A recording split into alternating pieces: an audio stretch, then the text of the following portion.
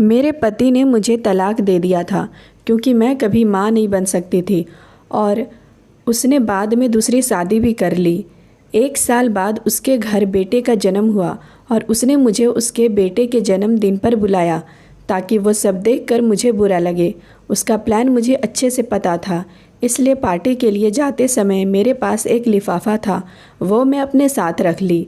जब मैं पार्टी में पहुंची तो उसने मुझे देखा और मेरे पास आकर कहने लगा कि देखो, तुम्हें तलाक देने के बाद मेरा फ़ैसला एकदम सही था।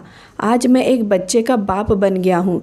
उसकी बात सुनकर मुझे हंसी आई और मैं वो लिफाफा उसके हाथ में देते हुए कहने लगी, इसे ध्यान से देखो।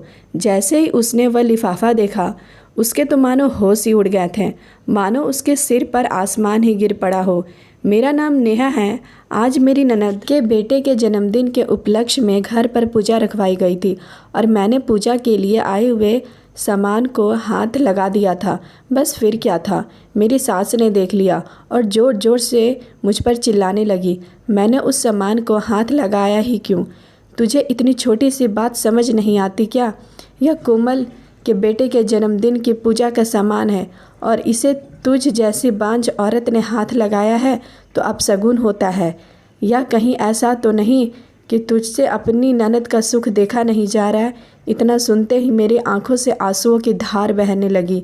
फिर मैं भी अपनी भावनाओं को दबाते हुए कहा, माँ जी, मुझसे गलती हो गई।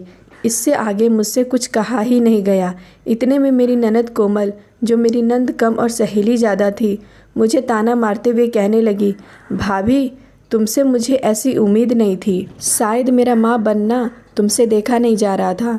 इतना अपमान सहन करने के बाद मैं उदास चेहरे के साथ अपने पति की तरफ देखने लगी।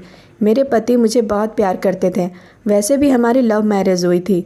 मुझे लगा कि वो मेरी तरफ से कुछ तो कहेंगे, पर मुझे ही उल्टा सुनाने लगे कि तुम तो कोमल को अपनी बहन की तरह मानती हो ना, फिर तुम उसके साथ ऐसा कैसे कर सकती हो? उसके मुंह से यह सब सुनकर तो मैं अंदर से पूरी तरह टूट गई थी, क्योंकि कोई भी औरत सास और ननद के ताने सहन कर सकती है, पर अगर उसका अपना पति, जिसे उसने अपना सब कुछ मान लिया हो, उसके साथ 7 जन्म रहने का कसम खाई हो, अगर वो ऐसा कुछ कहे, फिर वो औरत क्या कर पाएगी? मैं रोती रोती किचन में जाकर काम करने लगी। बांझ होने के कारण पूजा के सामान से हाथ तक नहीं लगा सकती थी, लेकिन एक बहू होने के नाते घर के सभी कामों की जिम्मेदारी मुझ पर ही थी। मैं सोचने लगी, अगर मैं माँ नहीं बन सकती तो इसमें मेरा क्या दोष है?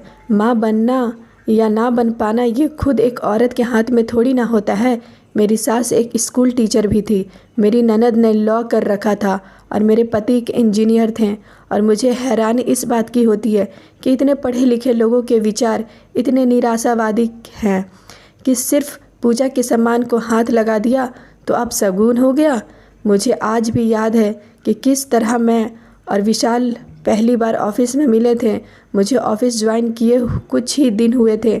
एक दिन मैं ऑफिस में प्रेजेंटेशन दे रही थी और बॉस के साथ वहाँ बैठे सभी लोगों ने मेरी प्रेजेंटेशन की काफ़ी तारीफ़ की। विशाल भी मेरी प्रेजेंटेशन की काफ़ी प्रभावित हुआ। एक ही ऑफिस में एक साथ काम करते हम दोनों कब एक दूसरे के प्यार में पड़ गए थे हमें पता ही नहीं चला। पर घर वालों को जब बताया तो उन्होंने इस रिश्ते के लिए हाँ कर दी और हमारी शादी हो गई। मेरे सास ससुर और ननद का बहुत अच्छा स्वभाव था। इतना अच्छा पति मुझे मिला था, इसलिए मैं खुद को बहुत भाग्यशाली समझती थी। विशाल ने मुझे पहले ही कह दिया था, शादी के 2-3 साल तक मुझे बच्चा नहीं चाहिए। पहले लाइफ एंजॉय करेंगे, फिर बच्चों की जिम्मेदारी लेंगे। और शायद इसलिए घर वाले भी 2-3 साल तक बच्चे को लेकर कुछ नहीं बोले। लेकिन शादी को 5 साल होते ही घर के लोग ताने मारने लगे। घर के सदस्य और रिश्तेदार मेरी पीठ पीछे मुझे बांझ कहने लगे। मुझे बच्चा नहीं हो रहा था, इसलिए विशाल भी मुझे पहले कुछ नहीं बोला, पर अब वो भी मुझे ठीक से बात नहीं करता था। अब तो वह मुझसे सिर्फ काम होने पर ही बात करता था। ऐसा लगता ही नहीं था कि हम दोनों पति पत्नी हैं और एक ही घर में रहते हैं। पर मैं अपना दुख बताऊं तो किसे बताऊं? कौन मुझे समझेगा? आज हमारी शादी को 9 साल हो गए थे। मैं सोचने लगी थी कि शायद विशाल अपनी चुप्पी तोड़कर मुझे विश ज़रूर करेगा, इसलिए मैंने उसकी पसंद की कॉकरी में नाश्ता दिया, पर उसने शांति से नाश्ता किया और एक भी शब्द ना कहते हुए चुपचाप ऑफिस के लिए निकल गए। विशाल के ऑफिस जाने के बाद मैंने ऑफिस में फ़ोन करके यह बताया कि मेरी तबीयत ठीक नहीं है। ऐसा कहकर छुट्टी ले ली ताकि विशाल को अच्छा सा सरप्राइज़ दे सकूं। विशाल ने मुझसे एक बार भी नहीं पूछा कि तुमने छुट्टी क्यों ली, क्या तुम्हारी तबीयत ठीक नहीं है। मैंने रात के खाने में पालक पनीर, कोफ्ते की सब्जी और भी बहुत कुछ बनाया। बेडरूम सुंदर फूलों से और मोमबत्तियों से सजाया और उसकी पसंद को लाल रंग की सिल्क की साड़ी पहनी। मुझे आज पूरा यकीन था कि विशाल आज अपनी चुप्पी तोड़कर मुझसे बात करेगा और मैं उसे बच्चा गोद लेने के लिए राजी कर लूँगी। लेकिन जब वह घर आया उसने एक बार भी मेरी तरफ नहीं देखा। मुझे लगा कि शायद बेडरूम में जाकर बात करेगा, पर सब कुछ उल्टा ही हो गया। विश करना तो दूर, उसने मेरी तरफ देखा तक नहीं। थोड़ी देर बाद मुझसे ही नहीं रहा गया और मैं ही उससे बोली कि विशाल आज हमारी शादी की सालगिरह है, वो भी भूल गए तुम। यह सुनते ही वो कहने लगी, अरे नहीं, ये दिन तो अगर मैं भूलना भी चाहूँ तो मैं नहीं भूल सकता, क्योंकि आज ही के दिन तो एक बांझ औरत मेरे गले पड़ गई थी। उसके मुंह से ऐसे शब्द सुनकर मानो मेरी आंखों के सामने अंधेरा छा गया। मैं अपने आंसुओं को रोकते हुए कहने लगी, क्या हम बच्चा गोद नहीं ले सकते? तुमसे मैंने कितनी बार कहा है और इस बात पर अपनी कितनी बार बहस हो चुकी है कि मैं दूसरे का बच्चा, दूसरे का खून गोद नहीं ले सकता। मुझे मेरा खुद का बच्चा चाहिए जो तुम मुझे इस जन्म में नहीं दे सकती।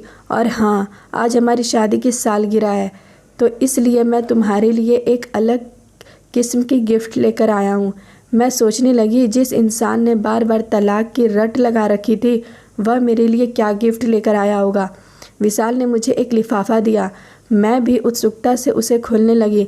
अंदर जब देखा तो उसमें तलाक के पेपर्स थे। उन कागजात को देखकर मुझे विश्वास ही नहीं हो रहा था कि जो इंसान मेरी इतनी तारीफ़ करता था, इतना प्यार करता था, उसने हर तरह के समय में मेरा साथ दिया था, आज वो इंसान एक बच्चे के लिए मुझे तलाक दे रहा है। मुझे ऐसा लग रहा था मानो मुझ पर आसमान ही टूट पड़ा हो। मेरा मन किया कि मैं ज़ोर ज़ोर से रोऊं, पर फिर भी मैंने अपने आप को संभालते हुए तुरंत ही तलाक के पेपर्स पर साइन कर दिए, क्योंकि जब उसके मन में मेरे लिए प्यार ही नहीं है तो ऐसे इंसान के साथ रहने में क्या फ़ायदा। दूसरे दिन मैंने वो घर छोड़ दिया और विशाल यही चाहता था। कुछ दिन बाद मैंने बहुत कोशिश करके अपना ट्रांसफ़र दूसरी ब्रांच में करवा लिया, क्योंकि उसके साथ काम करना मतलब पुरानी यादों को ताज़ा करने जैसा था। 1 महीने बाद ही उसकी दूसरी शादी हो गई और 1 साल बाद पता चला कि उसका बेटा हुआ है। बेटा होने की खुशी में उसने पार्टी रखी है और उस पार्टी में मुझे भी बुलाया था ताकि वो मेरा अपमान कर सके। मैं भी उस पार्टी में गई। मुझे देखते ही वो मेरे पास आया और कहने लगा कि देखा, तुम्हें तलाक देने का मेरा फ़ैसला कितना सही था, अब मैं बाप बन गया हूँ। मैंने भी बहुत ही विनम्रता से उसे पिता बनने की बधाई दी। उसके बाद मैंने अपने साथ एक लिफाफा लाया था। उसे देखते हुए कहा कि मेरी तरफ से एक सरप्राइज़ गिफ्ट है। सरप्राइज़ गिफ्ट का नाम सुनकर वो थोड़ा हैरान हो गया, क्योंकि शादी की सालगिरह के दिन उसने भी मुझे एक सरप्राइज़ गिफ्ट दिया था, तलाक के कागज़। अब वह सोचने लगा कि यह मुझे कौन सा गिफ्ट दे रही है। यह सोचते हुए उसने वो लिफाफा खोला और सामने जो देखा उसे देखकर उसके पैरों तले से ज़मीन खिसक गई। वो दिसंबर की कड़कड़ाती ठंड में पूरा पसीने से भीग गया था, क्योंकि उस लिफाफे के अंदर उसकी मेडिकल रिपोर्ट थी और उसमें साफ साफ लिखा था कि वो कभी बाप नहीं बन सकता। यह अपनी पत्नी की तरफ देखता रहा और उसकी झुकी हुई नज़रों ने सब कुछ एक शीशे की तरह साफ कर दिया था। मैंने उसे कहा कि अब तुम्हें तय करना है, तुम्हें दूसरे का बच्चा, दूसरे का खून लेना है या नहीं। ऐसा कहकर मैं वहाँ से चली गई। दूसरे दिन वो और उसकी माँ मेरे घर आए। दोनों को कुछ समझ नहीं आ रहा था कि क्या कहा जाए। फिर वो कहने लगी कि वो मेडिकल रिपोर्ट, मैंने उसे बताया कि तुम्हें याद है हम दोनों ने मेडिकल चेकअप करवाया था और किसी काम की वजह से तुम रिपोर्ट लेने नहीं जा पाए थे।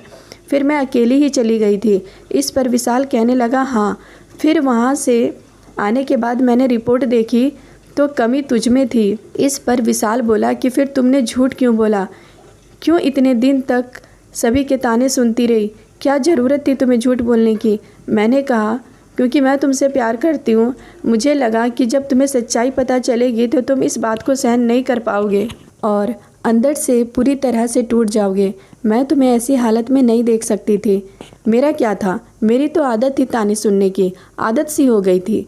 पर जब तुम भी मुझे सुनाने लगे तो फिर वो मुझसे सहन नहीं हुआ। विशाल कहने लगा कि मैंने तुम्हें जब तलाक के पेपर्स लाकर दिए तब क्यों सच नहीं बताया। विशाल, गलती मेरी है जो मैंने तुमसे इतना प्यार किया, इतना विश्वास किया कि चाहे कुछ भी हो जाए तुम मुझे अकेला नहीं छोड़ सकते। जब तुम्हारा प्यार ही ख़त्म हो गया था तब साथ रहकर क्या होता।